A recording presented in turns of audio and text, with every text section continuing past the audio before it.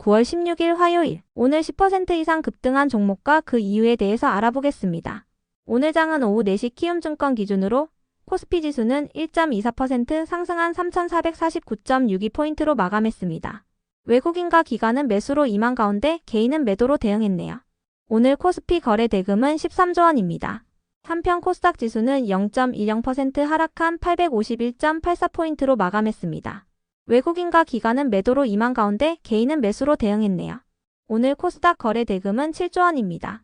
그럼 본격적으로 오늘의 급등 종목들을 살펴볼게요. 오늘 10% 이상 급등한 종목은 총 25종목으로 코스피에서는 5종목, 코스닥에서는 20종목이 나왔습니다. 이 중 상한가 종목은 코오롱 모빌리티 그룹, 이미지스, 노을, 미스터블루 4종목이고요. 오늘 하한가 종목은 없었습니다. 총 25개의 급등 종목들을 한데 모아서 테마별로 묶어보니 3개 테마로 나눠볼 수 있었어요. 그 외 나머지는 개별 이슈로 오른 종목들인데요.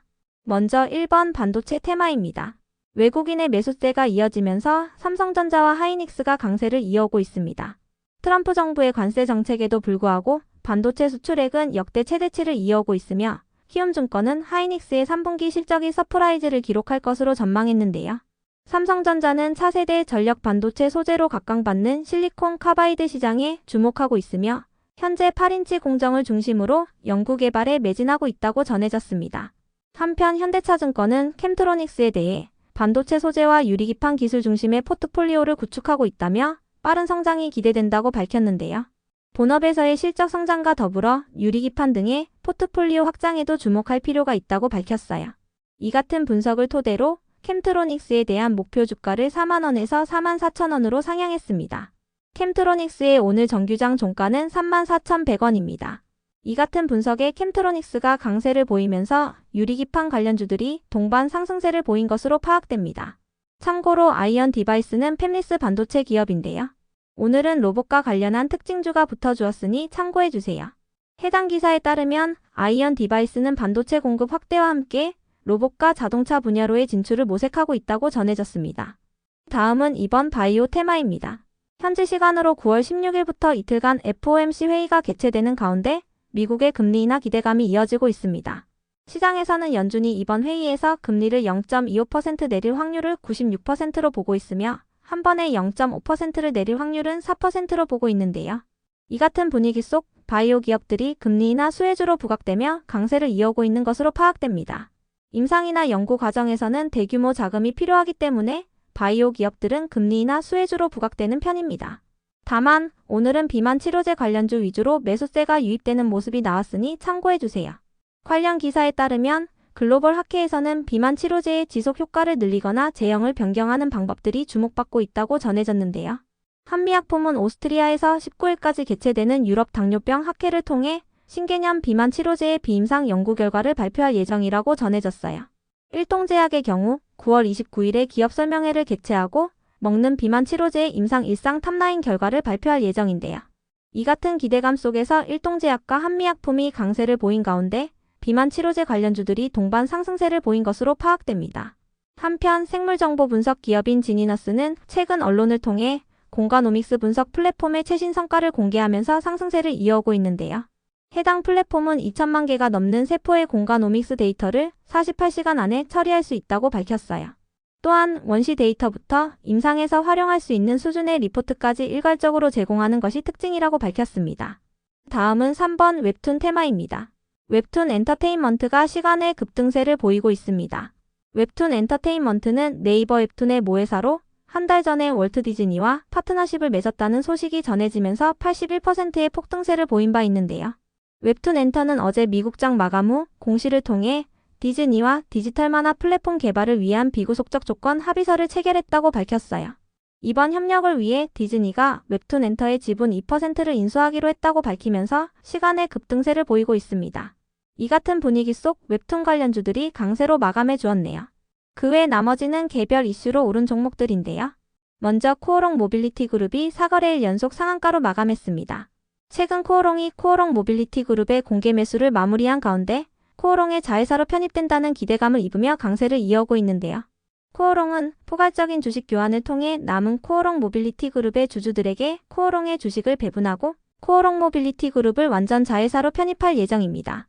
이어서 노을은 올해 안으로 대규모 공급 계약을 앞두고 있다고 전해지면서 상한가로 마감했습니다. 노을은 2년간의 협상을 토대로 조만간 미국 진단시장의 30%를 차지하는 현지 대표 기업과 혈액 분석 제품의 공급 계약을 맺을 예정이라고 전해졌는데요. 또한 유럽 헬스케어 선두 기업과도 자궁경부암 진단 제품 공급 계약을 체결할 것으로 전망되고 있습니다. 노을은 최근 언론을 통해 베트남에서 자궁경부암 AI 진단 솔루션에 대한 의료기기 인허가를 획득했다고 밝힌 바 있으니 참고해주세요. 다음으로 루미르는 우주기술을 적용한 선박엔진 부품 사업이 성장세를 보이고 있다고 전해지면서 강세를 보였습니다. 해당 기사에 따르면 루미르는 세계에서 유일한 미국 특허 기술을 바탕으로 HD 현대중공업에게 부품을 독점으로 공급해오고 있다고 하는데요. 최근 신규 고객사도 확보하면서 조선업을 안정적인 수익 창출원으로 키우고 있다고 전해졌습니다. 이어서 나노실리콘 첨단 소재는 누적 벌점 12점을 기록하면서 상장 폐지 위기에 몰렸다는 기사가 나오며 지난주에 급락세를 보인 바 있는데요. 사업이 문제없이 순항 중이며 2차전지 응급제 신사업을 위한 핵심 특허 3종을 확보하여 양산 준비에 속도를 내고 있다고 밝히면서 강세를 이어오고 있습니다. 또한 에너지 효율이 높은 추가 연구 성과도 곧 발표할 예정이라고 전해졌습니다. 다음으로 빌리언스는 지난주 주주 배정 후 일반 공모 유상증자에 대한 청약 결과를 공시하면서 상한가로 마감한 바 있는데요. 청약률이 4,713%를 기록하며 호조를 보였다고 밝히면서 강세를 이어오고 있습니다. 빌리언스는 지난 6월 운영자금과 채무상환자금 확보를 위해 104억 원 규모의 유상증자를 실시한 바 있습니다. 이어서 한라캐스트는 8월 달에 신규 상장한 정밀 부품 제조 기업인데요. 글로벌 AI 자동차 기업에 휴머노이드 로봇 부품을 납품 중이라는 사실이 부각되며 어제 상한가로 마감한 가운데 오늘도 강세로 마감해 주었네요. 현재 해당 글로벌 기업과 추가적인 수주 논의를 진행 중이지만 비밀 유지 계약으로 인해 자세한 내용은 언급할 수 없다고 밝혔습니다. 다음으로 플레이위드는 언론을 통해 로안2 글로벌의 사전 예약자 수가 150만 명을 돌파했다고 밝히면서 강세를 보였습니다. 로안2 글로벌은 넥서스와 공동으로 퍼블리싱하는 블록체인 기반의 MMORPG 게임이니 참고해주세요. 다음으로 ICD와 LG디스플레이가 상승했습니다. 어제 장마감 후 LG디스플레이가 아이폰에 들어가는 OLED 패널의 수주 확대에 대응하기 위해 경기 파주에 있는 공장 라인 증설에 나섰다는 단독 기사가 전해졌는데요. LG디스플레이는 이번 달 중으로 장비 선정을 마친 뒤 10월부터 장비 발주에 나설 것으로 전망되고 있어요. 현대차증권은 LG디스플레이가 구조적인 성장기에 진입할 것으로 예상된다며 목표 주가를 12,000원에서 15,500원으로 상향했는데요. LG디스플레이의 오늘 정규장 종가는 13,310원입니다. 이 같은 소식 속 LG디스플레이가 급등세를 보인 가운데 디스플레이 장비를 개발하는 ICD가 동반 상승세를 보인 것으로 추정됩니다. 다만 ICD는 과거의 유리기판 관련주로도 부각된 바 있으니 참고해주세요. 다음으로 THN의 급등 이유는 파악되지 않았는데요. THN은 2분기 호실적을 발표한 뒤부터 강세를 이어오고 있으며 정부가 내년부터 전기차 구매 보조금을 상향하는 방안을 검토 중이라고 전해지면서 수혜주로 부각된 바 있으니 참고해주세요. 한편 ICH와 진시스템 캠퍼스N의 급등 이유는 파악되지 않았습니다. 다음으로 우진을 비롯한 원전 관련주들이 상승했습니다. 트럼프 대통령의 영국 국빈 방문을 계기로 양국이 원자력 개발 확대에 속도를 내기로 했다고 전해졌기 때문인데요. 영국 정부는 양국에서 신규 원전을 빠르게 건설할 수 있도록 하기 위해 원전 프로젝트 승인에 소요되는 기간을 최대 4년에서 2년으로 대폭 단축하는 협정을 체결할 계획이라고 밝혔어요. 영국 기업과 미국 기업은 협력을 통해 영국의 최대 12개의 첨단 모듈형 원자로를 건설하고 소형 모듈 원전으로 가동되는 데이터 센터도 건설할 예정이라고 전해졌는데요. 이 같은 소식 속 미국과 영국에서 원전 산업이 확대될 것이라는 기대감이 나오면서 원전 기업들이 상승세로 마감해 주었네요. 그럼 오늘의 거래량과 거래대금 상위 종목들을 시장별로 살펴보고 마칠게요. 대체거래소 도입으로 인해 3시 30분까지의 데이터와 다소 차이가 있을 수 있습니다. 먼저 코스피 시장에서 거래량 상위를 기록한 종목을 살펴보겠습니다. 1위가 사조동화원, 2위는 삼성전자, 3위는 NK, 4위는 LG디스플레이, 5위는 두산에너빌리티, 6위는 일동제약, 7위는 파미셀, 8위는 하이닉스, 9위는 SK오션플랜트, 10위는 하나시스템입니다. 이 중 10% 이상 상승한 종목은 LG디스플레이, 일동제약입니다. LG디스플레이는 아이폰형 패널 물량 확대에 대응하기 위해 증설에 나섰다는 기사가 있었습니다. 일동제약은 먹는 비만 치료제의 임상 1상 결과 발표를 앞두고 기대감을 잇고 있습니다. 한편 코스닥 시장에서 거래량 상위를 기록한 종목은 1위가 한라캐스트, 2위는 미스터블루, 3위는 보성파워텍, 4위는 빌리언스, 5위는 KD, 6위는 루미르, 7위는 휴림로봇, 8위는 타코미디어, 9위는 나노실리칸 첨단소재, 10위는 사마네트웍스입니다. 이 중 10% 이상 상승한 종목은 한라캐스트, 미스터블루, 빌리언스, 루미르, 탑코미디어, 나노실리칸 첨단소재입니다.